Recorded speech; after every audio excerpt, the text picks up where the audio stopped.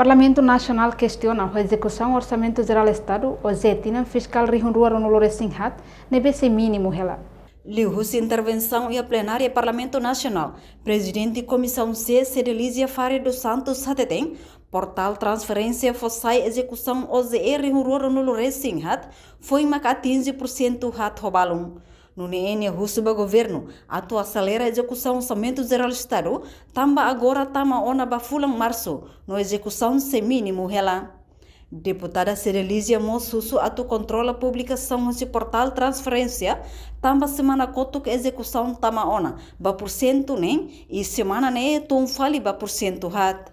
Ela Ministério de Finanças, também acompanha o portal da transferência semana quanto que vai ter execução mensal pela 6%, mas deve ter que uma tarefa ali da execução é tudo diferente lá 4,9%.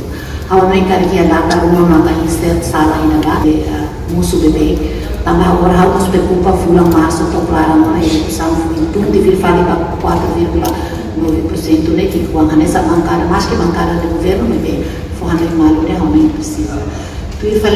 Hatamba questão ne, vice-ministro assunto parlamentares, Adérito Hugo da Costa Katak, governo utiliza fulan janeiro ou fevereiro ne, hodi halo preparativo técnico, ba execução orçamento, no ne e início fulan março ne, maka governo foi o processo de execução OZR Rihunrua no Singhat. Entretanto, o Parlamento aprova o Orçamento Geral do Estado Rihunrua no Singhat, o montante milhão ida, ponto atusia, dólares americano. Nebe executa o programa Hirak, nebe governo prepara ona atu implementa iha tinang ne.